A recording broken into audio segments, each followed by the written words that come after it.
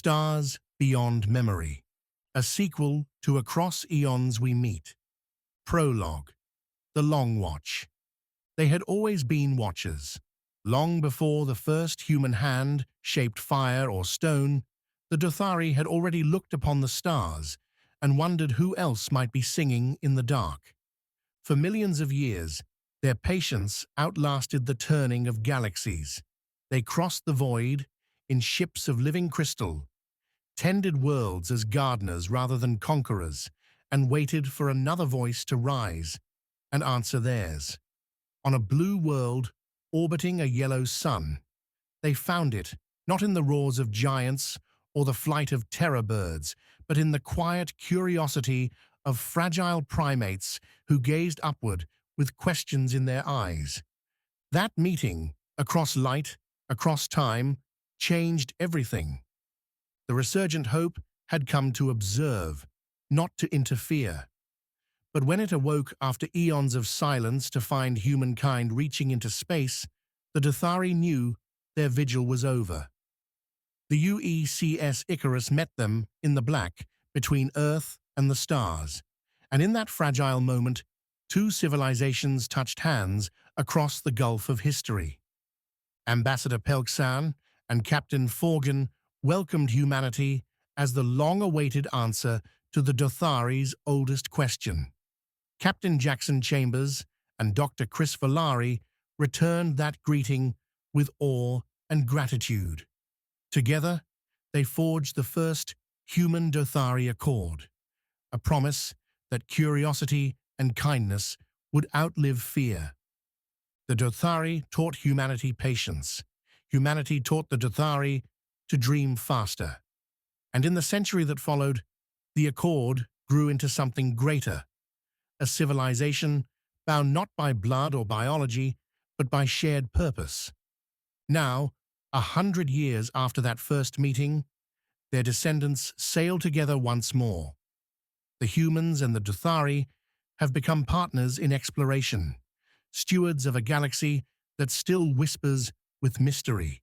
Their newest ship, the Unity's Promise, carries a joint crew and a single legacy: to listen, to learn, and to ensure that the silence between stars never becomes empty again. For the Dothari had once asked, "Are we alone in the choir?" And humanity had answered, "Not anymore." Chapter 1. Echoes of the Accord. Dothar Prime, Thailand Vey Year, 2384.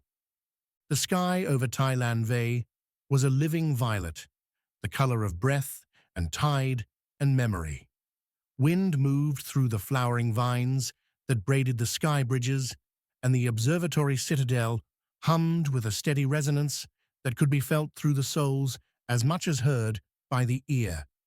Statues stood at the edge of the highest balcony. Pelksan, wings folded, eyes cast toward the horizon. Beside her, Captain Jackson Chambers, chin lifted, the suggestion of a smile pressed into the stone. Between them, an empty space had been left years ago, not for another statue, but for the sky itself. Captain Aidan Valari Chambers paused there on his way up to the council chamber. The day's briefings still warm in his palm slate. He had his great-grandfather's steady posture and his other great-grandfather's far-away gaze. When he looked toward the horizon, he didn't merely imagine what lay beyond it. He measured. Distances were as familiar to him as faces. A second shadow approached, long and graceful, winged. Commander Tareth Forgan, feathers a deep bronze edged with sunlit copper, nodded to him and let her talons rest on the stone. She was a descendant of the Forgan, who had once argued for patience when the galaxy still felt like loneliness. In Tareth, there was patience, yes, but sharpened at the edges by a century of shared human momentum. "They've gathered," she said, crest tilting toward the council. "You're ready?" "Ready," Aidan replied, "and if I'm not, Kagai will tell me." At the name, The balcony lights shifted subtly. The citadel's embedded crystals responded to a familiar voice whose timbre had echoed here for centuries. "I would never contradict you in front of the statues," said Kagai, gently amused. Aiden smiled despite himself. "Then contradict me on the way." They crossed into the council chamber together. Arcs of white stone, rain-softened light, and a ceiling that showed real-time skies from Dothari Prime and Earth set side by side. Two weather systems in quiet conversation. The Council of the Twin Suns, human and Dothari delegates, in equal measure, turned as one. Aiden stepped forward. Tareth stood at his shoulder. "Esteemed Council," he began, voice steadied by the familiar click of Kagai's monitoring in his ear. 3 weeks ago, the deep array in the Perseus Spur detected a structured signal of high persistence near the red supergiant Mer-9. The pattern is mathematical. The energy source is not natural, and the drift indicates something vast is in tight orbit of the dying star. On the table between them, light folded into shape, a map of the arm, the faint pulse of a red giant like a heartbeat too slow to sustain a body. Around it, the whisper of a megastructure whose geometry refused easy human or Dothari analogues, crystalline in places and latticed in others, an enormous instrument, frozen mid-gesture. Tareth's voice joined his, low and measured.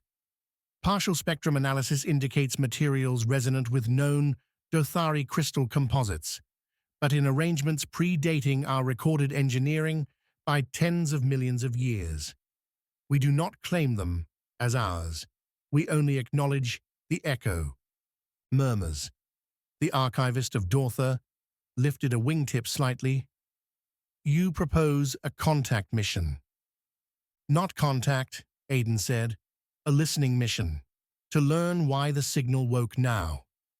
"Also," Kagai added with that same unhurried calm that had guided field teams under Triassic skies and warmed sleepers for epochs, "to finally answer a question your stories asked, long before your sciences learned how, who taught the galaxy to sing." Somewhere in the chamber, someone laughed softly, not at Kagai, but with him. There was relief in naming the wonder. After the questions and the cautions and the comfort of old procedures, the vote was unanimous. The Alliance had learned to move by pairing two kinds of time. Human speed, with Dothari patience, merged into intention. And so the Unity's promise was assigned, her crew selected, her course laid in a line that ran from the Citadel balcony out past known stars to a red sun that was forgetting how to burn. Kagai's core had been moved long ago from the ancient outpost in Sul's distant shell, transferred first to the Citadel and then into the ship that was to become the Alliance's flagship. He was the promise's voice and memory and steadying hand. "I advise you sleep before launch," Kagai said into Aiden's earpiece as the council dispersed. "In my experience, wonder is best met after rest." "You have experiences with wonder." "Of course," Kagai replied. "What else have we been doing for the past 80 million years?" Chapter 2. The Signal in the Dark. Aboard the UECS-DUC Unity's Promise course, Inner Perseus Spur. The Unity's Promise was alive in a way few ships were. Her architecture, a seamless blend of Dothari crystal composites and human alloys, grown and forged together until neither species could claim sole authorship. Light coursed through her corridors in slow, pulsing rhythms, echoing both the Dothari sense of harmony and the human need for motion. She was, as one engineer had said at her launch, a ship that could think in 2 languages. Among her newest crew was Lieutenant Gianna Kabir, communications officer and earthborn linguist. At 29, She carried the nervous brightness of someone still surprised by her own luck. Only a year ago, she had been working in the Deep Mission Division of the Commonwealth's Xenolinguistics Academy in Nairobi, translating fragments of Dothari star hymns, dreaming of hearing them sung by voices instead of recorders. When her acceptance came, one of only 24 humans invited to serve on the Alliance's first deep joint exploration vessel, she had read the message 3 times before believing it. Now she stood on the bridge, hands clasped behind her back, her dark curls tied neatly under her comms headset, her pulse racing despite the calm hum of the ship. From her station, she had the best view, the great window beyond which the Perseus spur unfolded in rivers of light, and at its center, the faint pulse of the red supergiant Mir 9, the source of the signal that had drawn them from the heart of Alliance space. Kagai's voice, serene as ever, flowed through the bridge speakers. Approach vector steady. Signal strength rising. No signs of modulation drift. Gianna caught herself smiling. It's holding rhythm, like a repeating stanza. Captain Aidan Valari Chambers, standing at the forward console, half turned toward her. You hear patterns? Yes, sir. Ratios between pulse intervals. They're nearly harmonic, not random noise. Her voice wavered between awe and analysis. It's deliberate. Commander Tareth Forgin, perched along the curved upper platform, tilted her head. Her copper-edged feathers caught the bridge light like fireglass. Deliberate or musical? Gianna's grin spread. Possibly both. Aidan gave a nod that was half encouragement, half restraint, the balance he always tried to keep between curiosity and discipline. Keep listening, Lieutenant. Record everything. And if it starts singing back, tell us before it finishes the chorus. Laughter flickered across the bridge. Quiet, but real. Even Tareth's crest dipped in amusement. Gianna couldn't help it. She'd grown up watching archival footage of the first human Dothari meeting, memorizing Pelkson's calm words, Chambers' astonished expression. To now be here, to walk through corridors lined with living crystal, to hear Dothari officers speaking fluent English and human crew greeting them in melodic Dothari trill. It was almost too much to take in. Sometimes she woke in her quarters, half expecting to find herself back in the Academy's dusty archives. Then she would hear Kagai's voice, unhurried and kind, reminding her where she was. Lieutenant Kabir, Kagai said now, your translation algorithms have stabilized the harmonic spectrum. Would you care to name the pattern for the logs? She blinked. Name it? It is custom for the first analyst to do so, Kagai replied, a practice borrowed from both of your species. Gianna hesitated, then smiled softly. Then, call it prelude. Logged, said Kagai. Prelude. Appropriate. Hours passed. The signal deepened. The Unity's promise crept closer to the red giant. A dying sun, swollen and weary, its corona shedding slow waves of brilliance. Around it, fragments of something vast drifted in graceful ruin, pieces of a megastructure whose geometry resisted human instinct. Its surfaces caught the light like glass, fracturing underwater. Crystalline veins, dark lattice arms, spiraling nodes the size of cities. Magnify, Aidan ordered. The image expanded until the wreckage filled the display, a broken crown around a fading monarch. Partial analysis, Tareth said, voice low. Composition resembles Dothari crystal composites, but degraded. Age estimate, tens of millions of years. Gianna leaned forward. So it's not one of ours. No, Tareth said. It's older than either of us. The bridge fell silent, the enormity of that thought settling over them. Later, in the ship's observation lounge, Gianna found herself standing beside the viewport, watching the dying sun turn space into a sea of copper light. She still hadn't gotten used to the Dothari sections of the ship, the vaulted ceilings, the low resonance that hummed faintly through the deck. Beside her, a faint shimmer of light rippled through the air. Kagai's chosen manifestation, a silhouette of shifting radiance. "You're awake late," the AI said. "I couldn't sleep," Gianna admitted. "This place. I keep thinking how many generations of Dothari went into building what we have now. How long they waited just to find us. And I'm standing here, 1 century after that meeting, staring at something even older." "Perspective is the first lesson of the stars," Kagai said gently. "You will gain much of it out here." She smiled faintly. "You sound like my grandmother." "I have been called worse." Gianna laughed softly, the sound echoing in the quiet. "Do you ever wonder what they were like? The ones who built that?" "I have wondered for 80 million years," Kagai replied. "Perhaps you will help me find an answer." By the third day, their probes had mapped most of the outer structure. It was not a station or a ship. It was too large, too ancient, too deliberate. Within its orbiting remains, fragments of code pulsed faintly, a signal loop that matched Prelude's rhythm. "Captain," Gianna said from her station, excitement leaking into her tone, despite her effort to sound composed. "Signal correlation at 93%. It's the same origin as the fragments we tracked. We're reading doorways, open seams." Aiden straightened. "Boarding recommendation?" Kagai's voice answered first. "Caution, but affirmative. The structure is stable.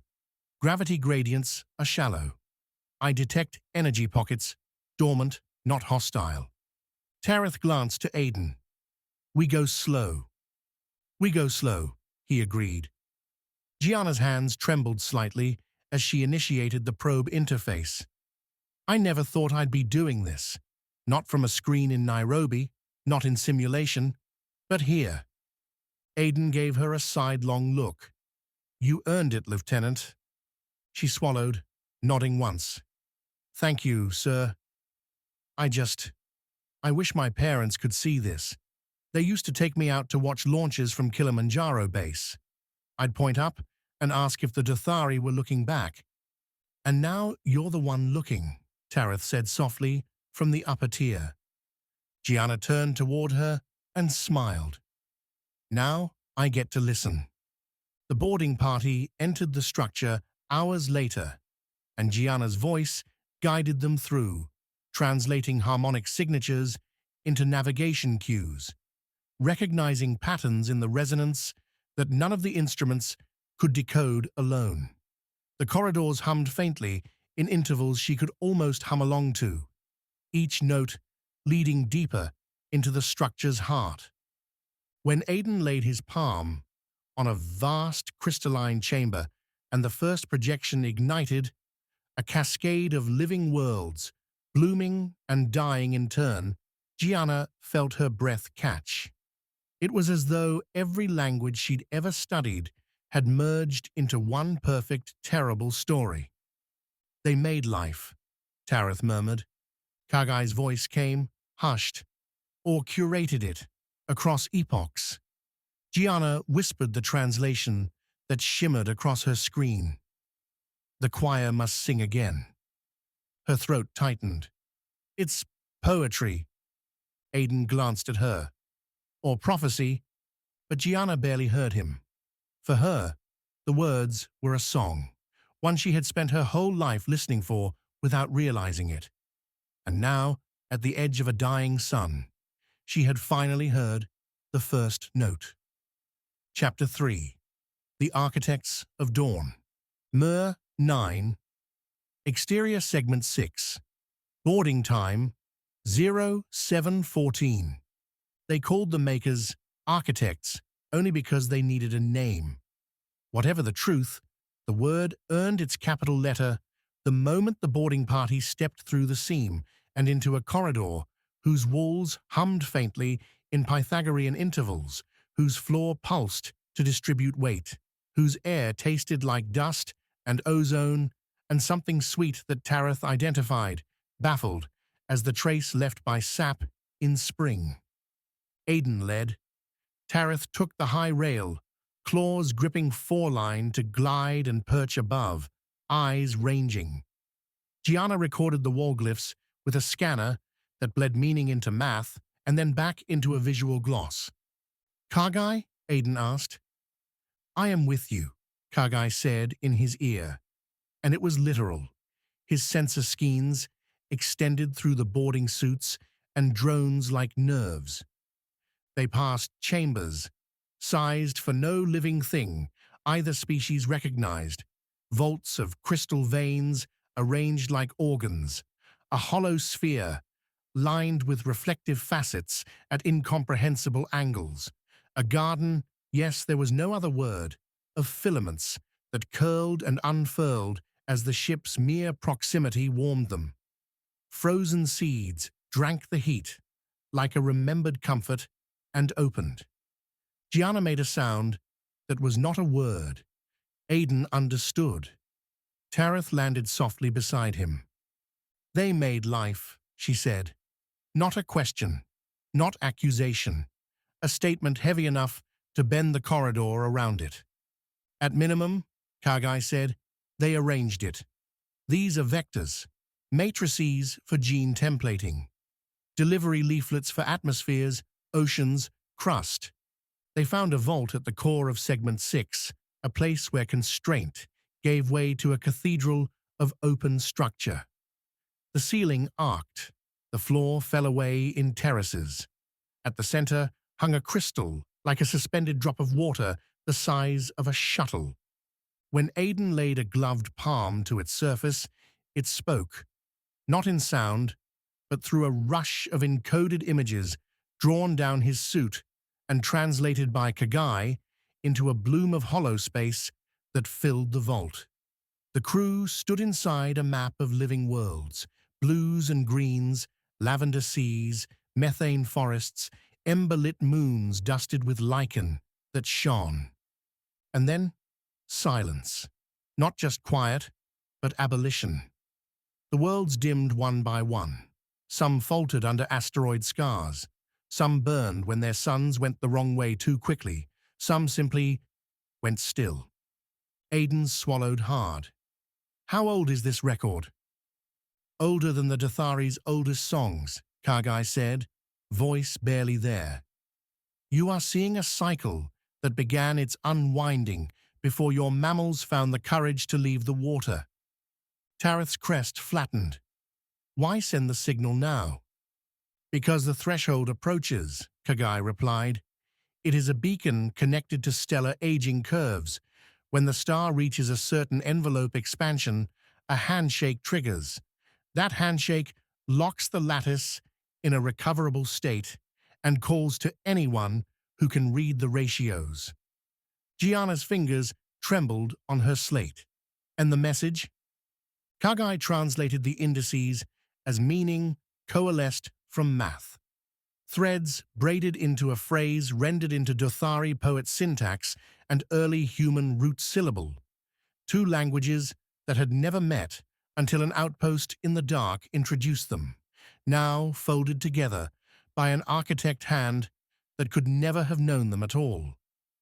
The choir must sing again. No one spoke. The vault hummed as though pleased by the shape of its own silence. "You mean to seed?" Tareth said at last, soft as the inside of a feather. "Not seed as gods," Aidan said, reflex as much as conviction. "We have Pelkson for that. She wrote our caution into law. Stewardship isn't dominion. It's listening before you touch." Tareth looked at him for a long time. "Good," she said finally, "because I would not follow you into hubris." Kagai, whose first lesson had been patience and whose last one was always humility, spoke like a bell barely struck. The message does not command, it invites. There are protocols here, fail-safes, ethical wrappers. The architects learned something before they vanished. I cannot read intention. I can only read constraint. These are constraints against coercion. If they learned, Gianna said, eyes on the dimming worlds, it cost them everything. Aidan reached out and let his palm press once more to the crystal. It warmed beneath his touch, as if waking. Chapter 4. The Silent Choir. Dothari Prime, Council of the Twin Suns Assembly. Extraordinary session. The promise returned not in triumph, but in gravity. The council chamber's twin skies were unsettled. Thunder over New Zealand on the earth pane. A rain gloss over the Sea of Marill on Dothari's side. Aidan stood where he had stood a month before. Tareth lowered herself to the stone. Kagai's pillar flickered a shade brighter. They told the story. They showed the vault. They translated the phrase. They let the silence sit like a third interlocutor at the table. The first to speak was an elder Dothari scholar, whose feathers had gone a pale, nearly translucent grey, eyes still sharp as obsidian. In the oldest parables, she said, the silent choir is not silent by choice. The singers tire, the notes are carried by new throats or not at all.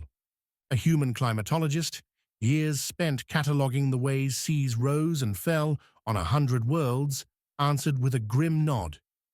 We say the same, that stewardship is inheritance, and abandonment is a choice with a cost.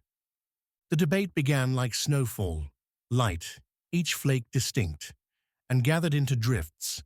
Was it hubris to answer a call from a vanished hand? Was it duty to the living? Could the Alliance design a program that listened more than it spoke, that restored more than it invented? Could they promise not to carve God shapes into the sky? Pelkson's words, from the era of terraformers, Tareth offered, calling the quote without looking. She had flown it 1,000 times. Force is the quickest way to fail a living system. Touch lightly, stay long. Aidan found his voice dry at first, then stronger. We are the descendants of patience and of audacity. A century ago, we took each other's hands. Before that, one of us waited 80 million years to ask a question, and the other learned to answer it. If the architects sent a message across a dying star, they didn't do it to command. They did it to warn. They failed. We don't have to. He turned to the statues in the balcony as if they were listening, because in a city that remembered through crystal, who could say they weren't? We can listen longer than they did. We can leave room for refusal. We can cede where life is faltering, not absent. We can teach repair, not impose form. The choir must sing again, yes, but on its own breath. Silence fell, then resolved into a murmur with a particular timbre. Agreement not born of ease, but of hard-earned trust. Kagai's pillar glowed the deep violet of Dothari evening. I have begun compiling protocols, he said. Bias detection drawn from both human and Dothari archives. Environmental humility checks. Consent frameworks where sentience exists. Fail-safes that default to withdrawal. Aidan exhaled. He hadn't asked Kagai to begin. He hadn't had to. The vote was not unanimous, but it was enough. The choir initiative was born in a room with 2 skies and 1,000,000 years of memory. Chapter 5. The New Covenant. Aboard the UECSDUC, Unity's Promise Choir Initiative, Commissioning Day. The new choir ships gleamed in their orbital docks above Dothari Prime, arrayed like silver petals in the violet haze. Each vessel bore a name that carried history in its hull: Pelkson's Patience, Forgan's Wing, Thailand's Tide, Murrel's Light, Icarus's Echo, Chambers' Way, and Valari's Breath. They were not ships of conquest, but of care, designed to listen first and to speak softly, as the Dothari creed of stewardship demanded. On the bridge of the Unity's Promise, Captain Aidan Valari Chambers stood before the forward viewport with Commander Tareth Forgan beside him. The hum of the ship felt almost like a heartbeat now, steady and alive. Around them, the crew worked in quiet rhythm, humans and Dothari moving side by side without thought of difference. "Kagai," Aidan said, glancing toward the soft violet light of the AI's pillar. "Status of the Choir fleet?" "All Choir-class vessels report green," Kagai replied. "Power cores stable. Ethical scaffolds and consent frameworks are active. Fleet alignment complete. We await your order, Captain." Tareth's feathers rippled in a slow wave, the Dothari equivalent of a deep breath. "We've built a fleet that will ask before it touches," she murmured. "Pelkson would have approved." Aidan smiled faintly. "And your ancestor, Forgan?" "She would have worried first," Tareth admitted, then smiled, quietly, where no one could see. The first missions. The Choir Initiative's launch was not celebrated with fanfare or banners. The Dothari did not believe in such gestures, and the humans had learned that meaning could live in silence. Instead, the fleet departed to the sound of a low, harmonic broadcast, a Dothari song first sung when they'd found Earth's oceans from afar.